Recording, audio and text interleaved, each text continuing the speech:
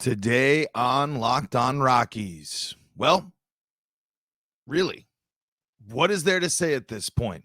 Making all the wrong history. One of the worst seasons, not only for the Rockies, but in baseball history. Will anything change?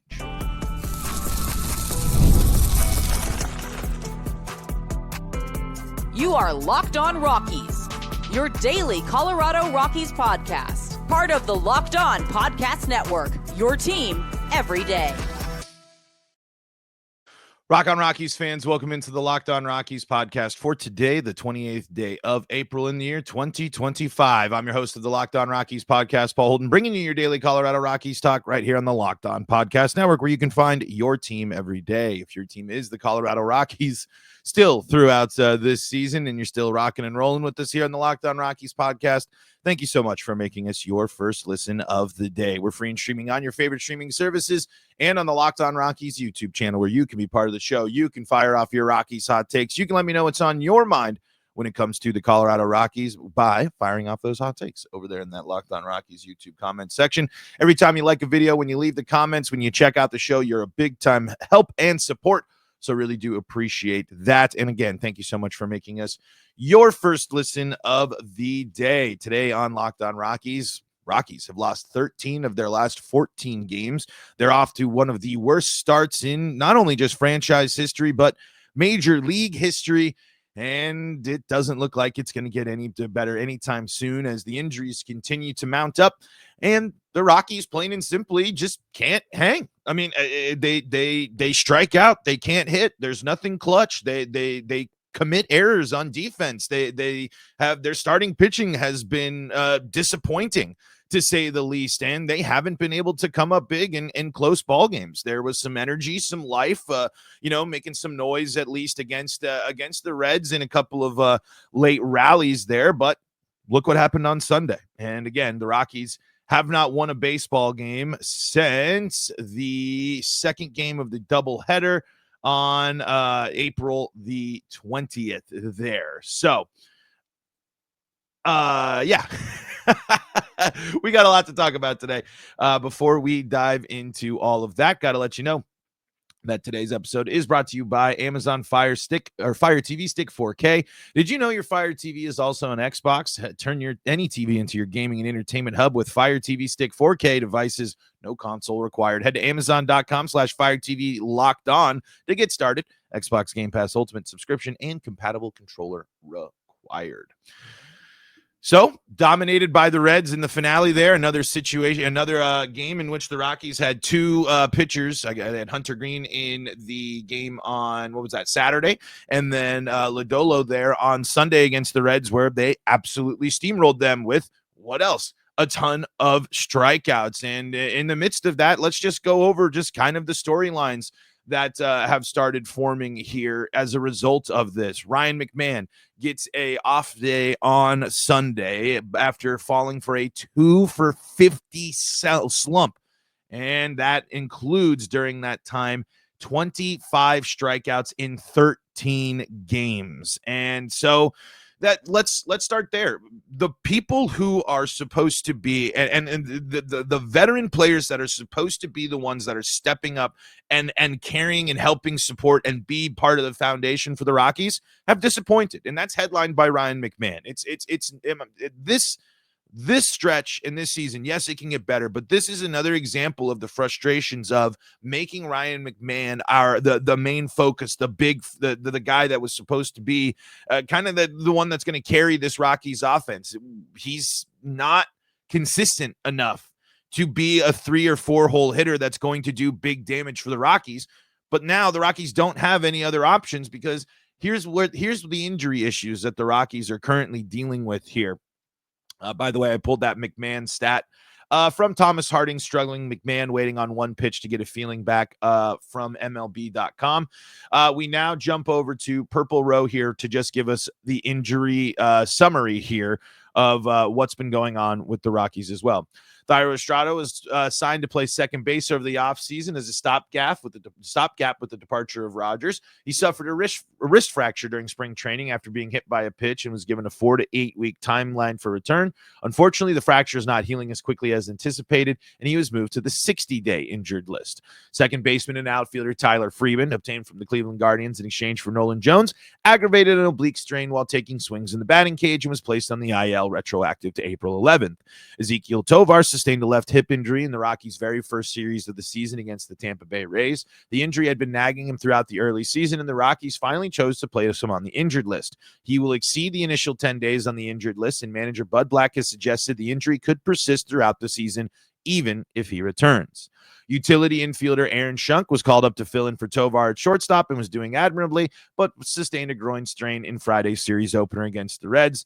And after the spate of injuries, the Rockies were left with Adiel Amador and 34-year-old Kyle Farmer up the middle, and Farmer has been dealing with injuries of his own in the form of an intercostal strain and back issues.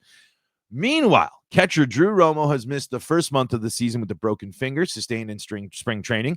Right-handed reliever Victor Vodnik is dealing with shoulder inflammation, and Austin Gomber is yet to resume throwing after being moved to the 60-day IL with shoulder soreness, and the ongoing saga of Chris Bryant and his degenerative disc disease has also continued with no return in sight for the beleaguered former MVP. This is from Evan Lang, by the way. Tested depth exposes more of the Rockies' flaw in Purple Row.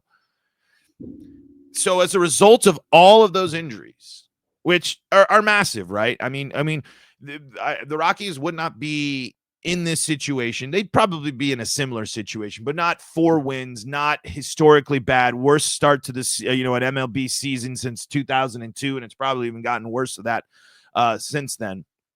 These injuries matter, but it also goes and it shows that the next man up for the Rockies is not ready or is not up to snuff. Remember, when you make the moves for to build up the roster, when you go with the Farmers and the Martinis, yes, they've had moments and blips of success, but if you look at the overall career of these players, they're not going to be the ones that are gonna help you avoid and snap this skid here. Kyle Farmer is, one of the more interesting ones here and has been somewhat of a bright spot for the Rockies, as they're going to continue to have to lean on him. But overall, it's not necessarily going to be super exciting. And adding Alan Trejo back to the mix and benching Adiel Amador for him in that finale just simply doesn't make any sense. They have to start being able to turn to guys that are going to be able to be game changers, and it shows that on this roster, it's just not there.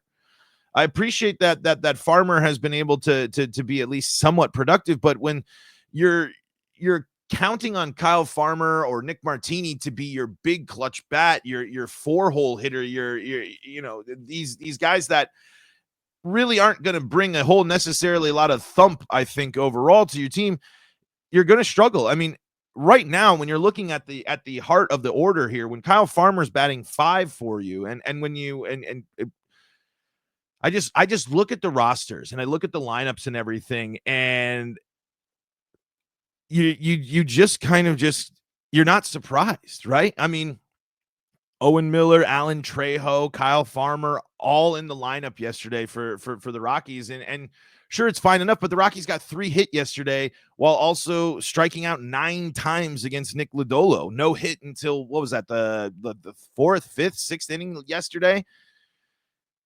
There's no one on this team that is doing really anything that is dominant outside of a possible breakout performance from Jordan Beck this weekend, who maybe that's what the moment we've been looking for here. A guy, Beck, the sole bright spot over the past week of baseball, really.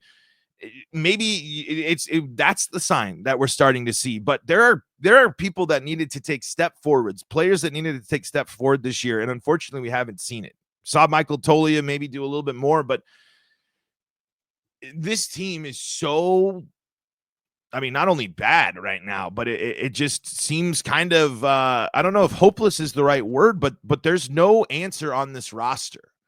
There's no player that you can look at and say like, oh, wow, game changer. It's a big deal that the Rockies got Brenton Doyle back. We were talking about that before, but it's clear that I don't think Brenton Doyle in the leadoff spot is using him in the best way.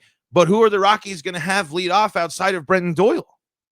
The Rockies have, with these injuries that have mounted up and with the poor performances and just overall, disappointment from the majority of the roster, who do you turn to? Who do you turn to lead off the ball game for you if it isn't going to be Brenton Doyle, the only person that's been able to see, a decent amount of success this season here, and not like we saw a little bit of the defense yesterday, a nice a move here, but man, it's just gotten to a point where I don't know what the solution is. I mean, I don't know. You have to take, if you have to sit here and look at everything right now if you're the Rockies. I mean, I got the chance to meet Patrick Lyons in person over the weekend here at Coors. And I actually want to bring up something about my trip that I want to talk about, but later on in the episode here, about something a little out there that I'll bring up. But he was telling me, and he was talking about how, there needs to be a full teardown, right? The Rockies have never done that full, and especially in this kind of like rebuild and then them kind of acknowledging them, they're doing the rebuild, but they never really tore it down to the studs, as Patrick called it. Like the Rockies need to, at this point, suffer through 2025. Continue to go out and let these guys try to develop and shake off. There's a lot of baseball left. There's a lot of possibilities and opportunities for young guys like Beck to blossom from this stretch of hitting his first 5 home runs and 3-4 games and 3 games in a row with a bomb. There's time for Beck to grow on that. But on the rest of it, there should be nothing. There should be no guarantees for anybody in any position on the Rockies at this point. That unfortunately means the Rockies might explore trades for players that you don't want them to trade. They might explore moving on from coaching staffs and people in the front office. But plain and simple, what this season is showing us is that there's no escaping this anymore. There's no escaping the decisions the Rockies have made. They have put themselves in this situation. The injuries have added. Yes, we did not expect the injuries to be this bad for the Colorado Rockies. But on the flip side, even with those injuries, that doesn't change the fact that the Rockies have a long way to go. And a lot of people on this roster are not developing and growing into the players that the Rockies need them to. Michael Toglia has not cut down on the strikeouts. Ryan McMahon has not become the consistent ball player that the Rockies need. We still have tiny question marks about the effectiveness of Brenton Doyle at the leadoff position and what that means throughout a full season. What's that going to mean for his ability to contribute to the offense? And we're waiting for Bouchard and Beck to really to show off and showcase what they can do. And we've got a nice preview of it with Beck here over this weekend. So there is time. But the time for the Rockies to start really making evaluations and starting to look in the mirror is now, because I don't necessarily think that they will make a change in the middle of the season. But how long are you going to allow yourself and your team to continue at this rate? How long are you going to continue and allow yourself to talk yourself into this roster and that's, I'm talking about even higher than that. This organization is moving in the right direction, because it's not. Plain and simple, it's not moving in the right direction. This is now the opening to a season that's followed. How many times have I said this? They've now followed up their back-to-back worst seasons with one of the worst seasons in baseball history as of now. Yes, there's plenty of baseball left that can change, but the hole to dig out from a 4-26? No, they're not. It's not that. They haven't played 30 games yet. 4-27. Or 4-23. I'm sorry, I combined them there. You have to start change has to be at the forefront of your mind, because you can't spin this. There is no spin zone for the Rockies that's going to work, that's going to make anyone feel any sort of confident about what's going on with the team. Going to take a quick break. Going to keep diving into this. And I wanted to bring up something here and I need you all to let me know because I'm curious, and this has nothing to do with the performance of the team, but it does have something to do with the relevance conversation that we've had before. We're going to talk about that and more coming up next on today's episode of Locked on Rockies. Before we do that, though, got to tell you about the folks that help make this show possible, and that includes FanDuel. The NBA playoffs are almost here, and, well, actually almost here. They're well underway. What are we talking about here? FanDuel is giving new customers an incredible way to get in on the action. Right now, when you join FanDuel and place your first $5 bet, you'll get $250 in bonus bets. If your bet wins, that means if you're feeling good about that exciting win from the Nuggets, you want to go out there and bet on them to take home another dub, take down them Clippers, well, you can put a $5 bet and get $250 in bonus bets, or maybe you can do something a little bit more with a lock solid guarantee so you can get those $250 in bonus bets because that first $5 bet needs to win. FanDuel makes betting so easy, whether it's picking your favorite team or diving into player props from three-pointers to steals and assists. FanDuel has so many ways to bet your favorite player props, and after the game tips off, you can even combine live prop bets into a same-game parlay for a chance to win big. Don't miss out. Head to FanDuel.com. That's FanDuel.com and claim your $250 in bonus bets today at FanDuel.com. This is the Locked on Rockies podcast for free and streaming on your favorite streaming services, bringing you your daily Colorado Rockies talk right here on the Locked on Podcast Network, where you can find your team every day. Been free and streaming on those favorite streaming services and on the Locked on Rockies YouTube channel, where folks have been tuning in and joining the show. Of course, we got a little bit of a break, so we'll get lots more comments here from you guys coming up, I'm sure, today after another losing weekend. I mean, it's tough. It's tough out there. I mean, it's really just a situation here in which there's a million angles to go to, but it's just plain and simple that this is a situation where the Rockies need to do. It's at a point where you get a little speechless at what will give for this team. And it doesn't have to just be, a big, long losing season or a big trade or anything. But with Rymack going through a huge skid here, Kyle Farmer, of course, we were talking about him actually, contributing and being someone that the Rockies have been able to turn to, but he also had an 0 for 23 skid, going into that finale. Something eventually will give for this team, but it's going to just be, it can't just continue to be one win and a reprieve of long stretch of losing. There has to be a sign that this team can adjust, this team can adapt. And it hasn't happened. They constantly go up to the dish looking like they're outmatched and outpowered. They constantly are looking like their biggest strength in defense is something that they've completely forgotten about. And the Rockies were supposed to be able to turn to, these starting pitchers and some other members of this bullpen to help keep them going. And that hasn't worked. Every facet of the game, not only have the Rockies struggled in, but the Rockies have disappointed and underwhelmed here.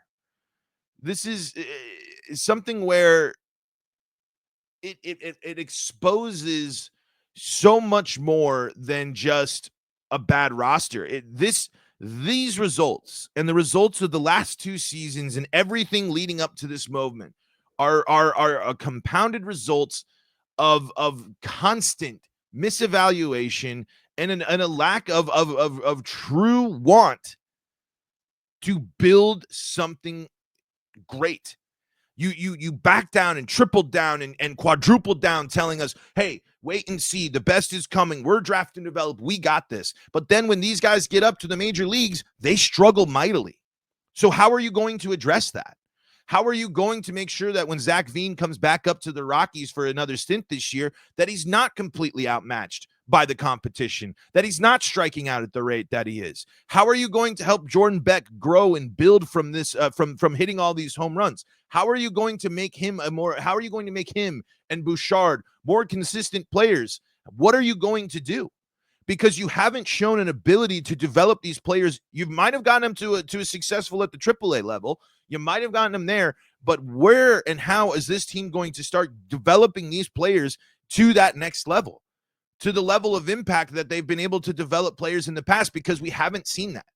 We haven't seen that from a lot of these guys, and we haven't seen it from some of the people that have stuck with this team. The Ryan McMahon situation is just getting more and more frustrating, I think. There's been a lot of faith, a lot of hope put on Ryan McMahon, and it just hasn't panned out.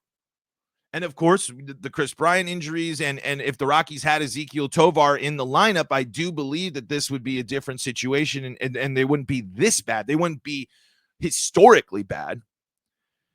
But I'm just frustrated by this team's inability to make an adjustment, even with the roster construction that you have. Maybe, getting creative, trying to do something differently. But I guess when you look at the injuries and when you look at the options and the depleted depth, what creativity can they really do? What strings can they pull? And what can they really do to make these guys ready? Because there is only so much you can do as a hitting coach, as a manager. When those guys are on the field, they got to perform. And plain and simple, the Rockies across the board haven't performed. Blaylock can't get through, can't make, in the spot starts, hasn't been successful. Herman Marquez still trying to get back to where he was and be someone there. Kyle Freeland rides the roller coaster of not really, of bad luck really with him. Kyle Freeland has been someone that, of course, there are areas and things to improve on, but he's also been dunked and had bad luck that's impacted there.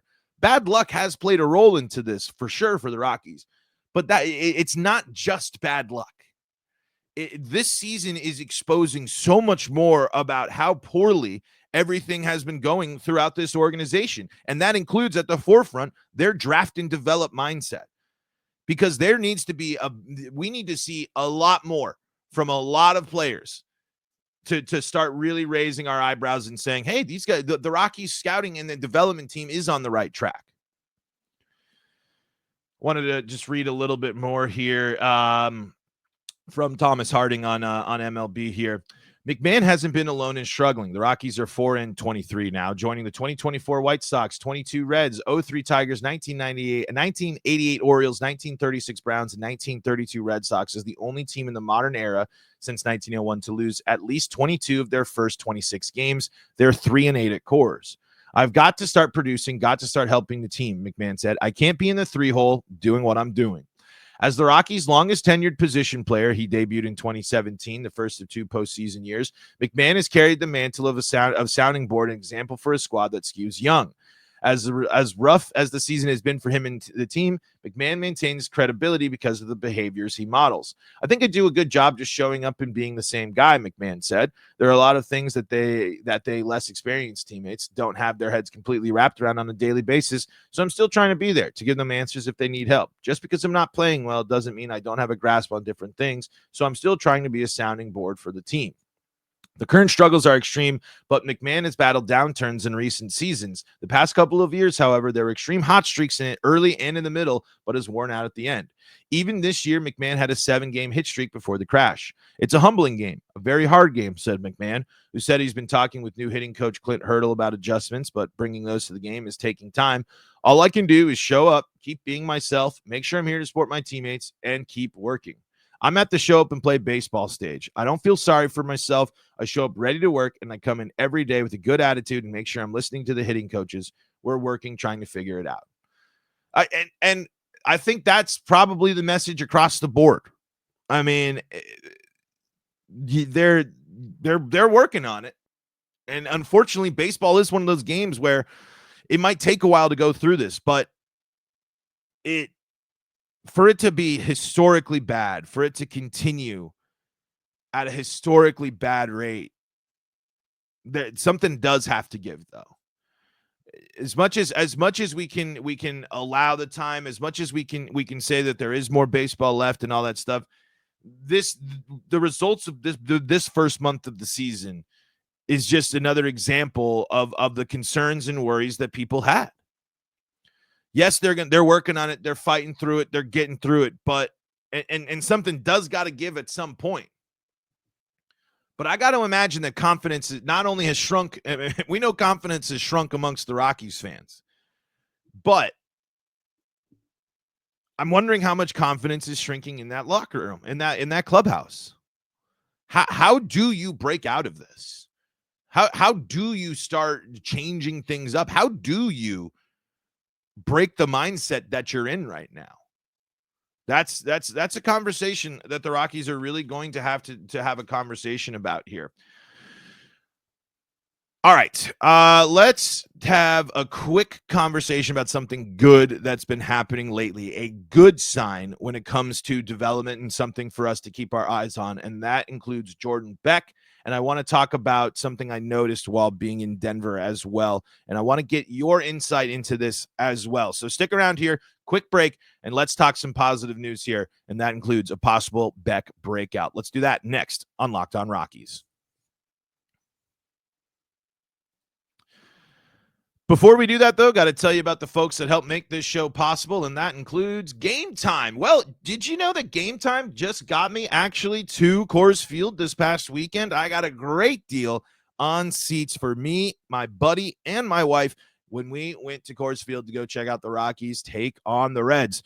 It was got a little exciting late, but nothing like going to Coors Field, and the best part about it was a great deal on a great seat in a section I've actually never really sat in before at Coors Field. There's nothing better than catching an MLB game live, the crack of the bat, the roar of the crowd, and the smell of the ballpark food. And if you're looking to go last minute, Gametime makes getting tickets easier than ever. With last minute deals, all-in pricing, and a lowest price guaranteed, Gametime takes the stress out of buying MLB tickets. Plus, ticket prices drop as Gametime gets closer, meaning you can score an incredible deal. Gametime is the official ticketing partner of Locked On, and as the Rockies are taking on the Braves this week, you can count on them to help grab you tickets to meet your needs. Take the guesswork out of buying tickets with Gametime. Download the Gametime app, create an account, and use code LOCKEDONMLB for $20 off your first purchase. Terms do apply. Again, create an account and redeem code LOCKEDONMLB for $20 off.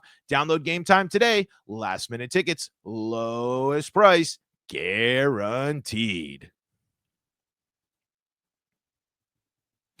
This is the Locked On Rockies podcast, for free and streaming on your favorite streaming services, bringing you your daily Colorado Rockies talk right here on the Locked On Podcast Network, where you can find your team every day. Shout outs to our everydayers. Shout outs to the two Locked On Rockies fans I got to meet at the ballpark there, and really cool moment. We got to hang out. I got to watch an inning with my guy Cassidy there, and talking some shop there with some Locked On Rockies fans, as well as got to meet Patrick Lyons. Really cool to be back at Coors, even amidst the struggles here. I mean, because when it's 70 degrees and sunny on a Saturday in Denver, Coors Field's a great place to be. I know how that makes some of you feel, but hey, I don't get to go back that often, and I am a sucker still for Rockies baseball. Hey, one of the good signs and one of the good things, as much as we've been talking about things that have been a problem, Jordan Beck has not been a problem. This has been a great stretch for him of late, as we're seeing some really big improvements here.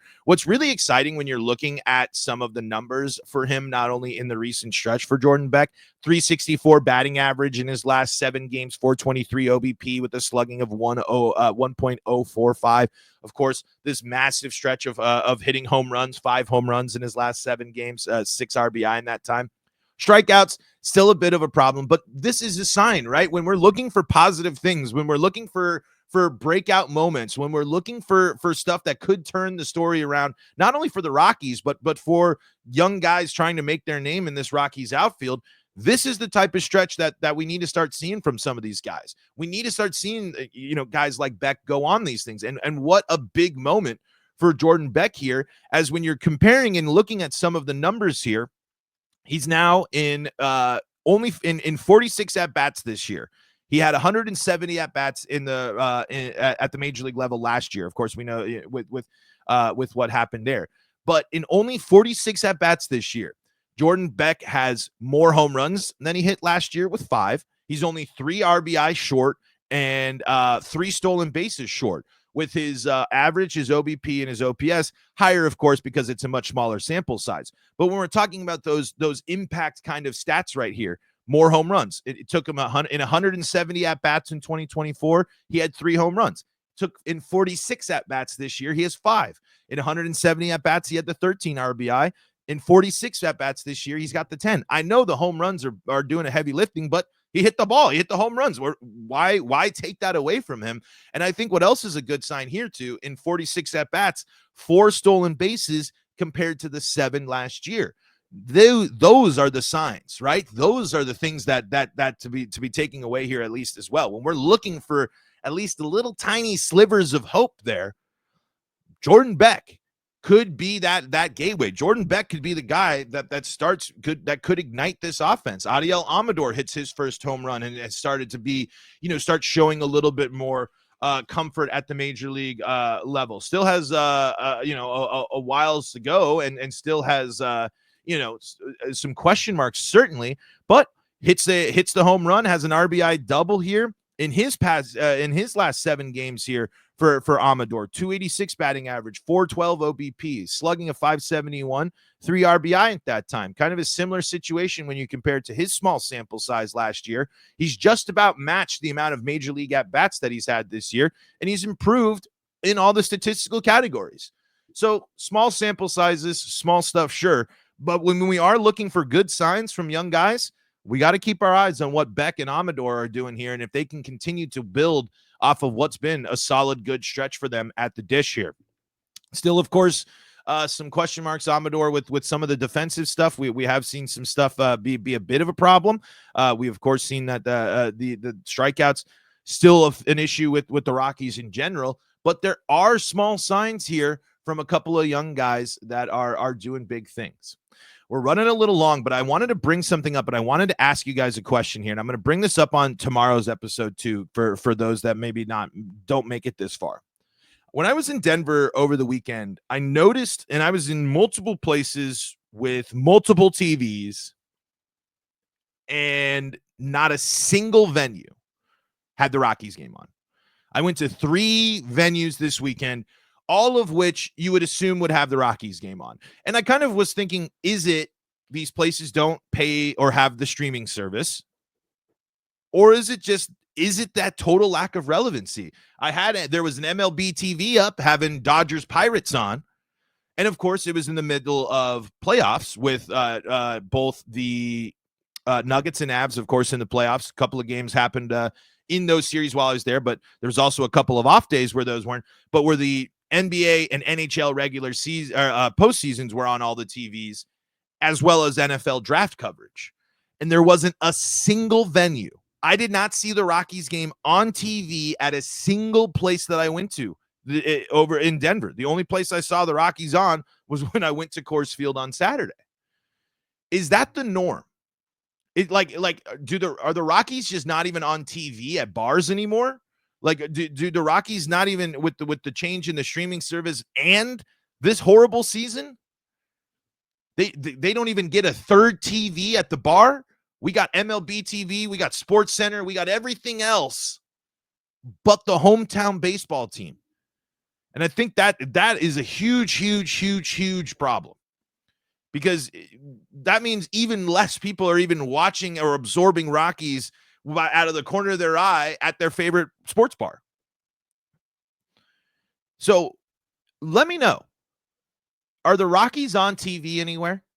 Do any bars or any of your spots, do they show the Rockies? I only went to a couple of places, but with the amount of TVs at these places that I was at, seeing no Rockies baseball, even with how bad they are, not even on mute on a third TV in the back corner of the restaurant, I thought that was pretty surprising. And I thought that might be not just because the team's bad, but because the streaming thing, I could see a lot of businesses saying like, why am I going to pay extra for the Rockies? We got plenty of other sports content that can fill it. And I don't think our clientele is going to be all that upset. And that's a big problem for the ownership and for the future of the Colorado Rockies. Talking about relevance, folks. When you got third round NFL draft coverage being more important than your baseball team, we got problems. Folks, that's going to do it for today's episode of Locked On Rockies. Thank you so much for making us your first listen of the day. For your second listen of the day, go check out Locked On MLB with our guy, Sully. And you can stay up to date with all things Colorado sports, Locked On Broncos, Avalanche, Nuggets, and Buffs, all free and streaming on your favorite streaming services and on YouTube. So go check it out there. And folks, until next time, this is Paul Holden saying so long from the Locked On Rockies podcast.